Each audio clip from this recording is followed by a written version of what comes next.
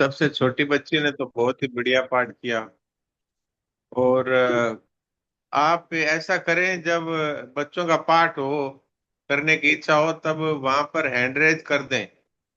और नहीं तो मेरे को पता नहीं लगता है। आज तो मैंने गीता जी का श्लोक देखने के लिए वो मैसेज देख लिया, नहीं तो मुझे पता नहीं लगता। जैसे सब लोग हैंड रेज करते हैं, जी ऐसे जी। आप बच्चों के लिए आप भी हैंड रेज कर दिया करो। Okay okay. तब फिर हम आपको जल्दी से अनम्यूट कर सकते हैं। आज तो मुझे पता ही नहीं लगता कि बच्चे पाठ करना चाहते हैं, क्योंकि मैसेज देखने का टाइम नहीं मिलता है। सही इसलिए सही। आप हैंड रेज कर दिया करो, ठीक है। राम कल राम। थे नहीं घर पे, इसलिए कल हैंडल्स किया नहीं। कल बाहर थे बच्चे, आज आ गए थे तो मैंने कहा हाँ, टाइम तो पर है। हैंड रेज कर दी आते ही तो अच्छा होगा। फिर हम हाँ उन बच्चों को पहले चांस देंगे। बहुत हमारा बहुत। तो मन यही रहता है कि ये गीता जी का पाठ केवल बच्चे ही कराएं तो बहुत अच्छा है। पर अभी है इतने बच्चे। सारे बच्चे होते नहीं हैं, तो फिर हम बड़ों को ही मौका देते हैं। जी मुझे जी। अगर बच्चा दिख जाता है तो मैं पहले उनको ही मौका देता हूँ। देखो। बहुत अच्छा है। जी और जी। आपके इतने बच्चे हैं, गीता जी अच्छी तरह याद करते हैं, और पाठ भी बहुत अच्छा करते हैं। तो बड़े आनंद की बात है।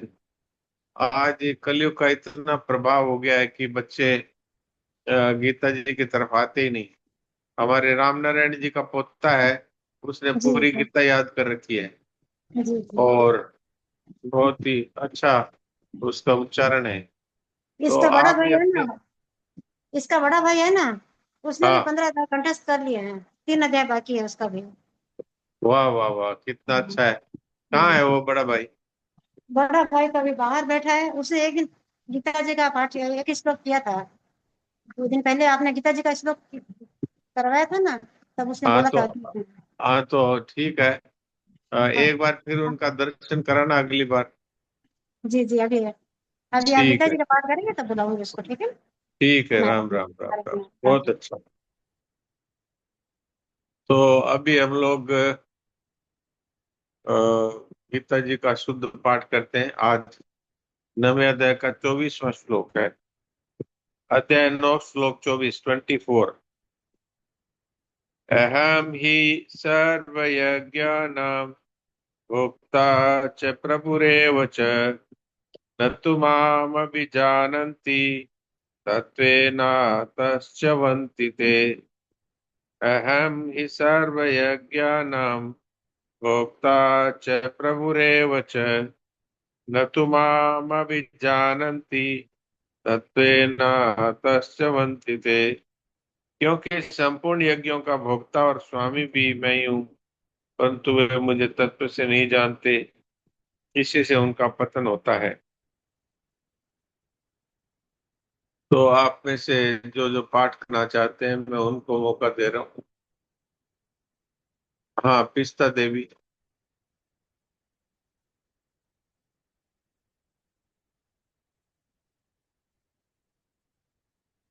नारायण नारायण नारायण महाराज नारायण। जी।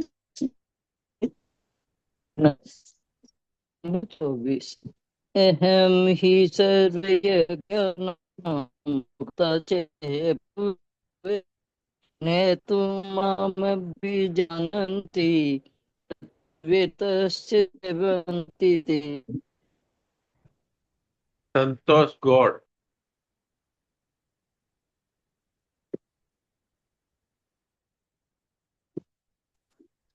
नारायण नारायण। प्रणाम सबको। नारायण नारायण। अहम ही सर्वयज्ञानां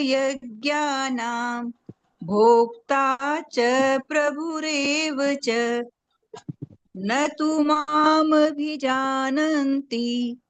तत्त्वेनातश्च्यवन्ति ते। बहुत नारायण अच्छा, नारायण। बहुत।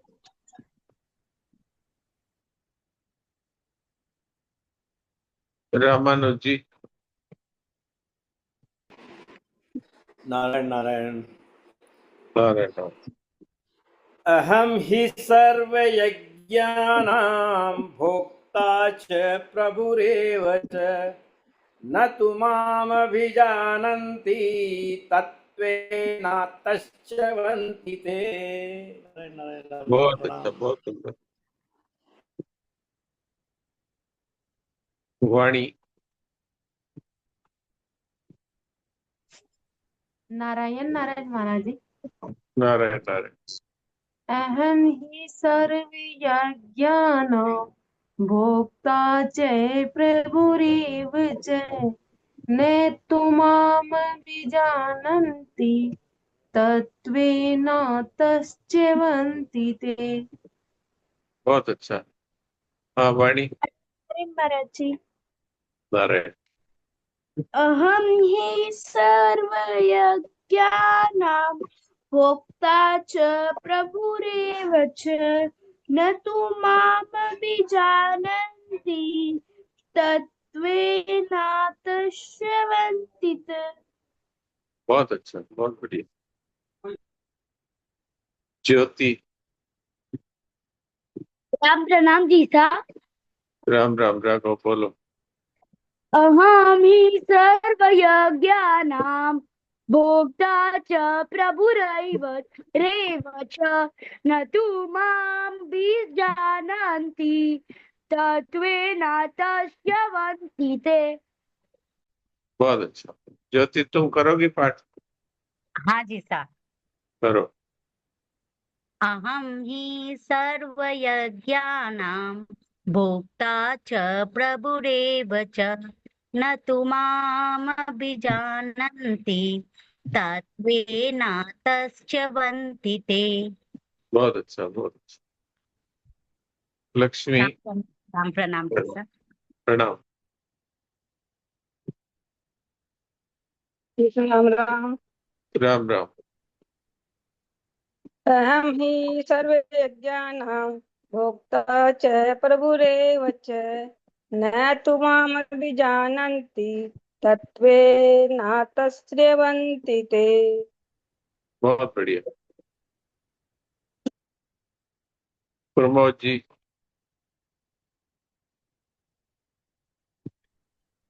प्रणाम महाराज।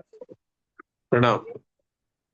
अहम सर्वयज्ञानां भोक्ता च प्रभुरेव च न तु मामभिजानन्ति तत्त्वेन तस्यवन्ति ते। बहुत अच्छा, बहुत बढ़िया। प्रणाम। प्रणाम। गायत्री। नारायण नारायण। नारायण।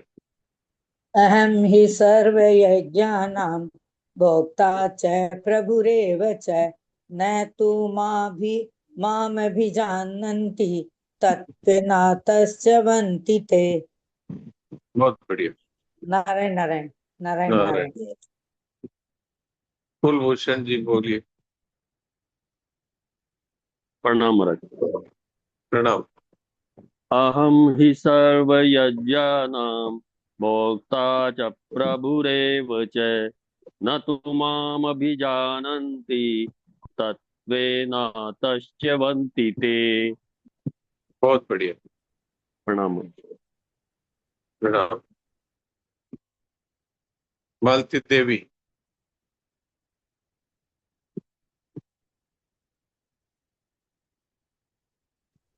राम राम। राम राम। ज्ञान ज्ञान की देव व्रता 24वां श्लोक है ना? 24वां है। 24वां है। 24वां। हम सही सर्व यज्ञान भोक्ता च प्रभुरेव च न तु मामभिजानन्ति तत्त्वेन तस्यवन्ति ते। तत्त्वेन तस्यवन्ति ते। तत्त्वेन तस्यवन्ति ते। ठीक।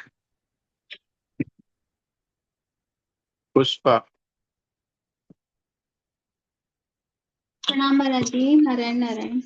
प्रणाम अहम हि नारायण। सर्वयज्ञानां भोक्ता च प्रभुरेव च न तु मामभिजानन्ति तत्त्वेन तस्यवन्ति ते। बहुत बढ़िया। जय श्री खत्री।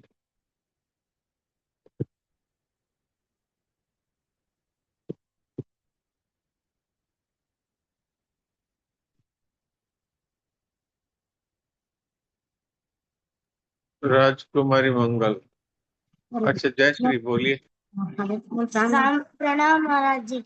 अहम प्रणाम। हि सर्वयज्ञानां भोक्ता च प्रभुरेव च न तु मामभिजानन्ति तत्त्वेन तस्य वन्दिते। राम राम। बहुत अच्छा, तुमने कितने अध्याय याद कर लिए? 15। अभी कौन कौन सा रह गया बाकी? दूसरा, तीसरा, 18। दूसरा, तीसरा, 18। वाह, बहुत अच्छा, बहुत अच्छा। हमें हमें तो तुम्हारे जैसे बच्चों के दर्शन करने की इच्छा होती है। बोल बहुत धनिया अच्छा। तब तक आ जाऊंगा। बोल बोल मैं यहाँ आऊँ तब तक आऊंगा। यहाँ हूँ जब तक आऊंगा। अरे वाह, बहुत अच्छा, बहुत अच्छा। आप नारायण लोग नारायण। आप लोगों के दर्शन हो जाते हैं तो अच्छा लगता है। प्रणाम महाराज जी। प्रणाम महाराज जी। प्रणाम, प्रणाम, प्रणाम।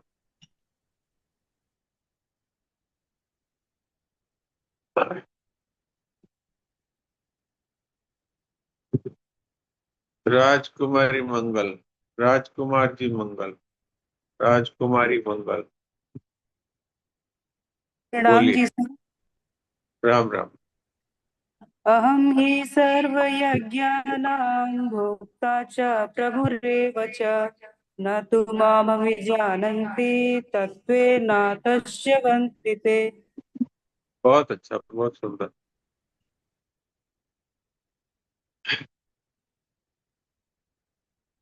तो अभी आज शनिवार है, इसलिए साधक संजीवनी पढ़ने का दिन है।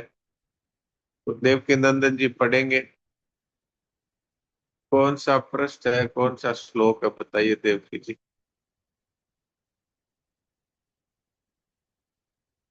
नारायण नारायण नारायण। नारायण नारायण। कौन सा श्लोक है, कौन सा पृष्ठ है?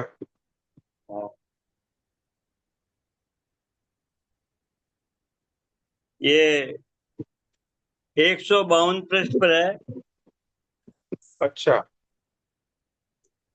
152। 64 65।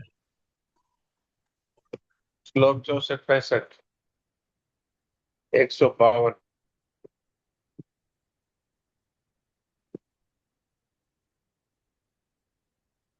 152 कहाँ से, शुरुआत से है क्या?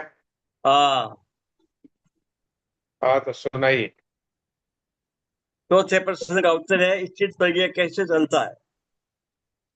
क्या, ठीक है, सुनाइए। द्वेष युक्तेषु विषयानिंद्रिय शरण आत्मवशे विधेयात्मा प्रसादे मधिगच्छति प्रसादे सर्व दुखानां हानिरेषोपजायते प्रसन्न चेतसो ह्यातु बुद्धि पर्यवतिष्ठते।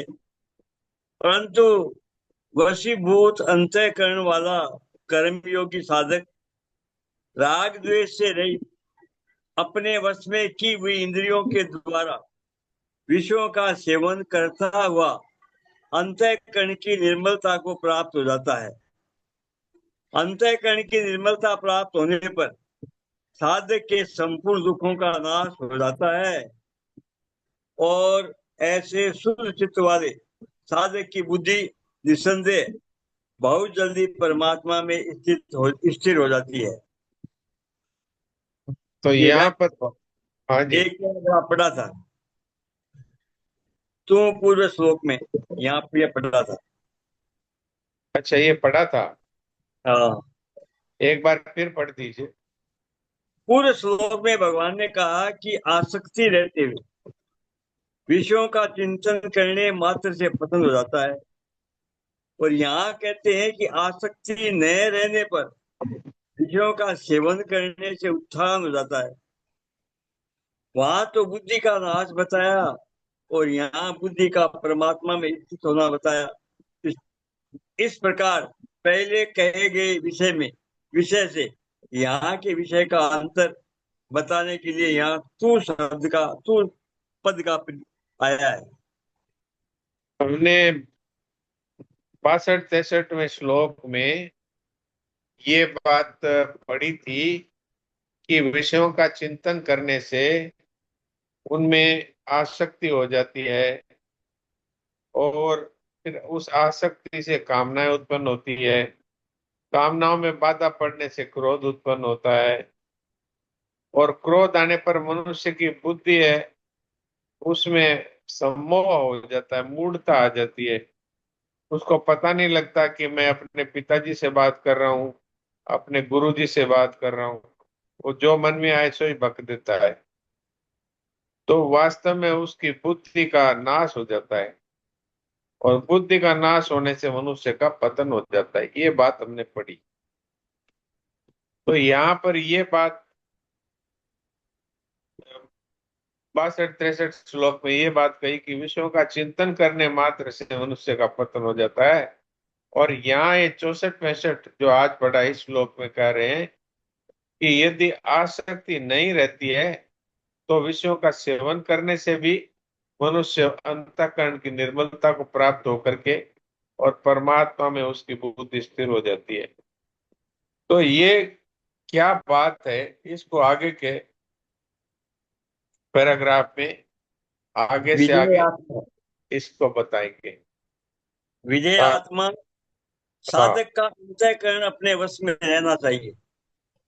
अंतःकरण को वशीभूत किए बिना कर्मयोग की सिद्धि नहीं होती, प्रत्युत कर्म करते हुए विषयों में राग होने की और पतन होने की संभावना रहती है।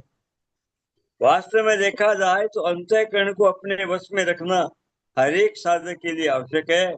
कर्मयोगी के लिए तो इसकी विशेष आवश्यकता है।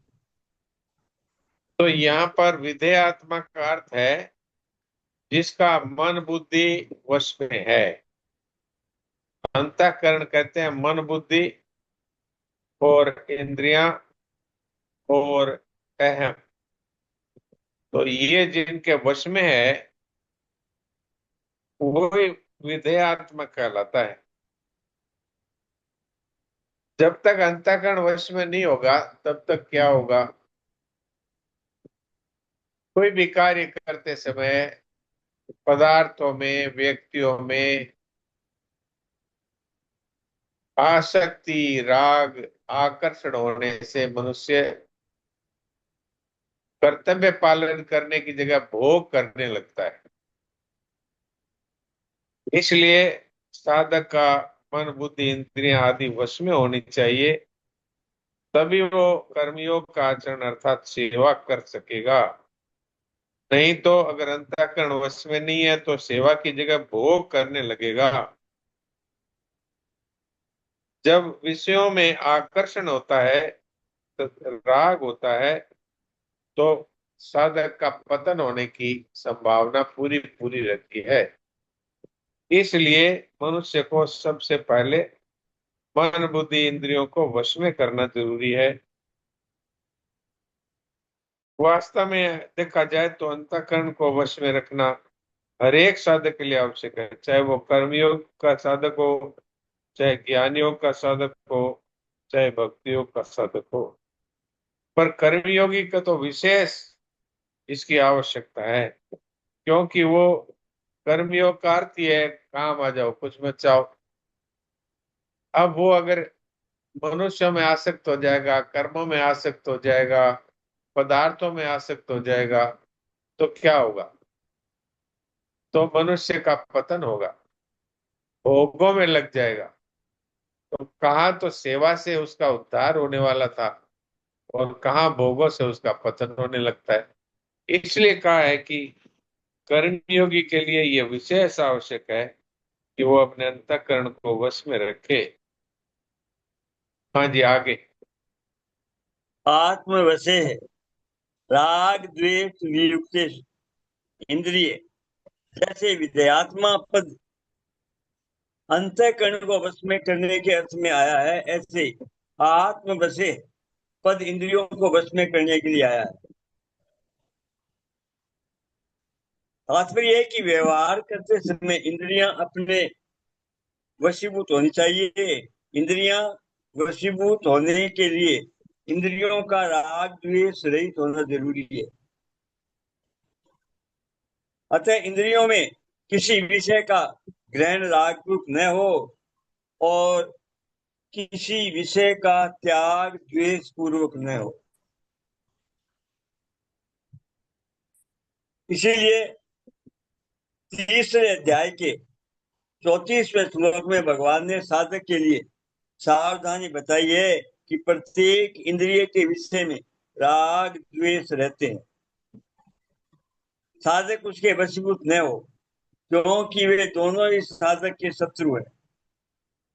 5वें अध्याय के 30वें श्लोक में भगवान ने कहा है कि जो साधक राग द्वेष आदि द्वंद्वों से रहित हो जाता है वह सुख पूर्वक मुक्त हो जाता है।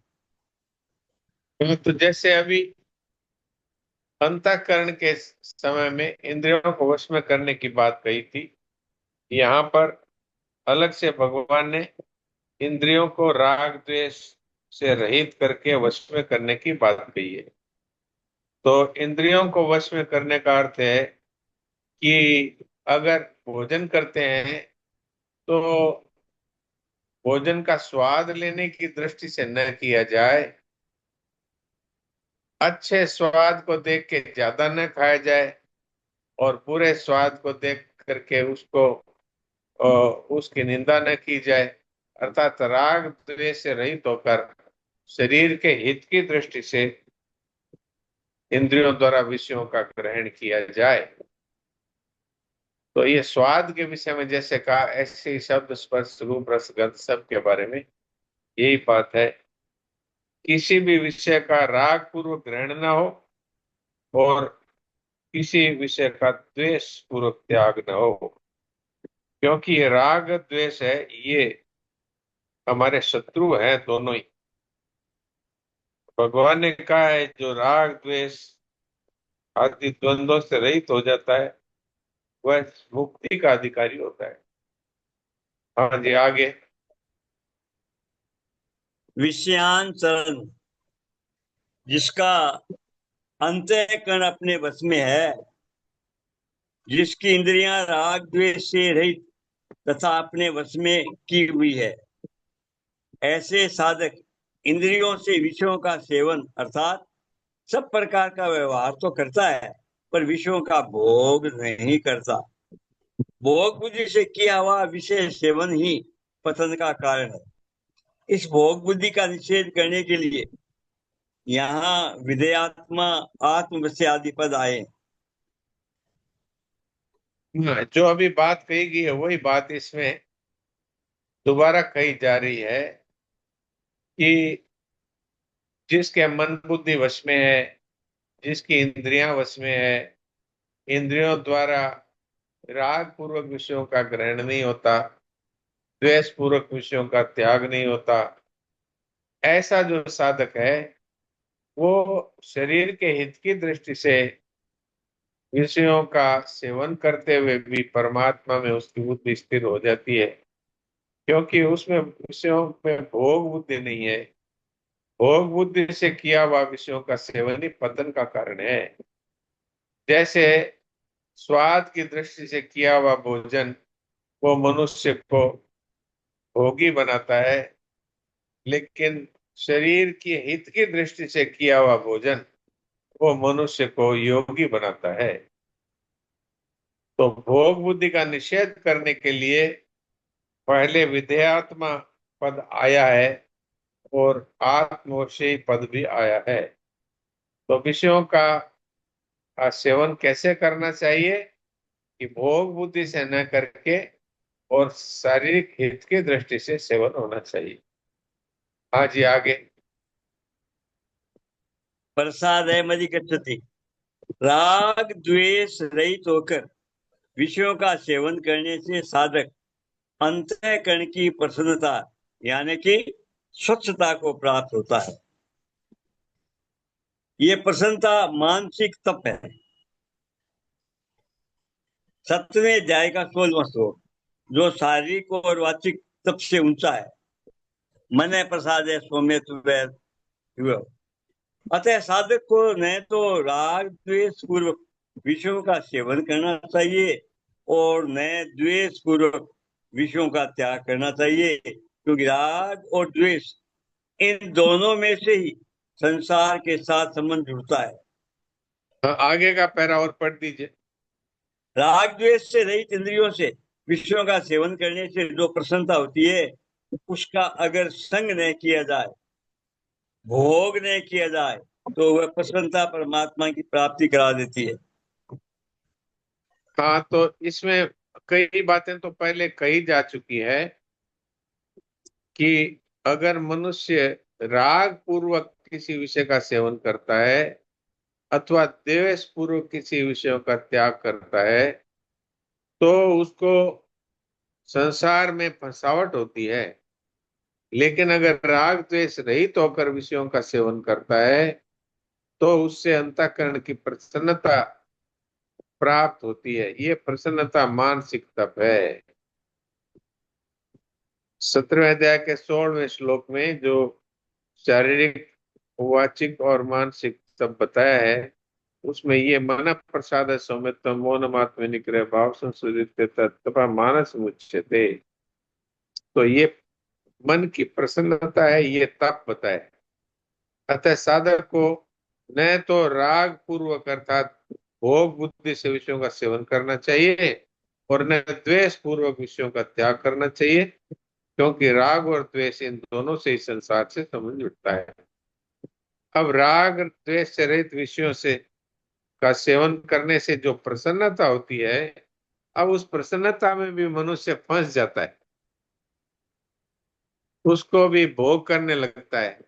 क्या हाँ, अभी तो हमारा मन है वो बहुत स्थिर रहने लग गया, मन भगवान में लगने लग गया, मन में किसी प्रकार का विचार नहीं आता है, हमारे मन में कभी दुख नहीं होता है, हर समय आनंद रहता है। इस तरह से उस प्रसन्नता का भोग करता है, अपने में अभिमान करता है, तो भी वो उसका साथ संग हो गया। जो प्रसन्नता के साथ भी आसक्ति या संग नहीं होना चाहिए, उसका भी भोग नहीं होना चाहिए। अगर ऐसा हो जाता है तो फिर उस प्रसन्नता से परमात्मा की प्राप्ति होती है। हाँ जी, आगे पढ़ी। प्रसादे सर्व दुखानाम हानि रेशो पैदाय थे। चित्त की प्रसन्नता यानी कि स्वच्छता प्राप्त होने पर संपूर्ण दुखों का नाश हो जाता है, अर्थात कोई भी दुख नहीं रहता। कारण कि राग होने से चित्त में खिन्नता होती है, खिन्नता होते ही कामना पैदा हो जाती है, कामना से सब दुख पैदा होते हैं। परंतु जब राग मिट जाता है तब चित्त में प्रसन्नता होती है, उस प्रसन्नता से संपूर्ण दुख मिट जाते हैं। जितने भी दुख हैं वे सब के सब प्रकृति और प्रकृति के कार्य शरीर संसार के संबंध से होते हैं, और शरीर संसार से संबंध होता है सुख की लिप्सा से। सुख की लिप्सा होती है खिन्नता से, परंतु जब प्रसन्नता होती है तब खिन्नता मिट जाती है। खिन्नता मिटने पर सुख की लिप्सा नहीं रहती। सुख की लिप्सा न रहने से शरीर संसार के साथ संबंध नहीं रहता। संबंध न रहने से संपूर्ण दुखों का अभाव हो जाता है। सर्व दुखा नाम हानि। तात्पर्य की प्रसन्नता से दो बातें होती है, संसार से संबंध विच्छेद और परमात्मा में बुद्धि की स्थिरता। यही बात भगवान ने पहले 53वें श्लोक में निश्चला अचला पदों से कही है। जिसकी बुद्धि संसार में निश्चल और परमात्मा में अचल हो जाती है, उसकी बुद्धि संसार में निश्चल और परमात्मा में अचल हो जाती है।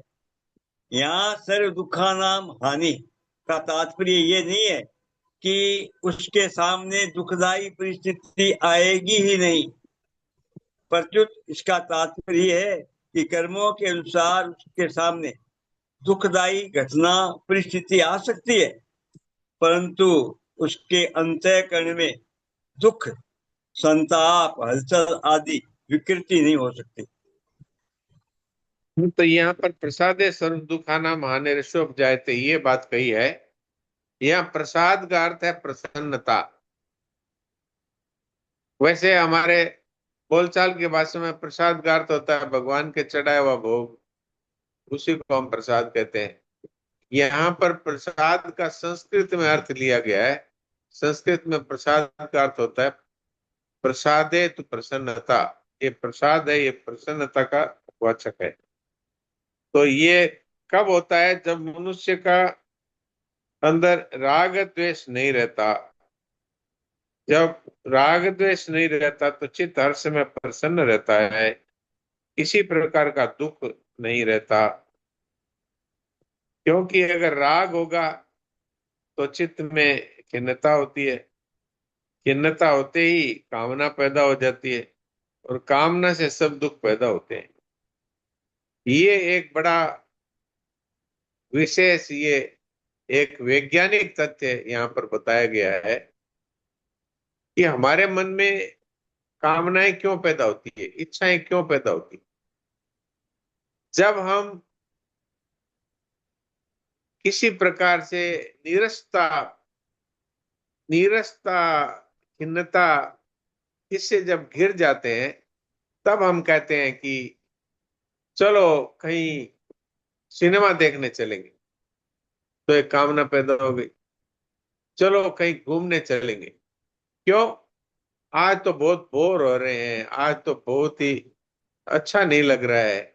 अच्छा नहीं लगना ये खिन्नता है। तो ये खिन्नता कब होती है? जब मनुष्य में संसार का आकर्षण होता है, राग और द्वेष होते हैं, तब मनुष्य में खिन्नता आती है। तो प्रसन्नता जब आ जाती है तब खिन्नता का नाश हो जाता है। वास्तव में जब खिन्नता होती है तो फिर कामना पैदा होती है, और जब कामना पैदा होती है तो सारे दुख आ जाते हैं। इसलिए जब मनुष्य में संसार का आकर्षण अर्थात राग आसक्ति मिट जाती है, तब चित्त में प्रसन्नता आती है, और प्रसादे सर्व दुखाना महानिशोभ जायते, अर्थात प्रसन्नता से संपूर्ण दुख मिट जाते हैं। तो अब समय हो रहा है, इसलिए अभी इसको यहीं पे छोड़ दिया जाए। थोड़ी देर के लिए, कुछ सेकंड के लिए विश्राम किया जाए।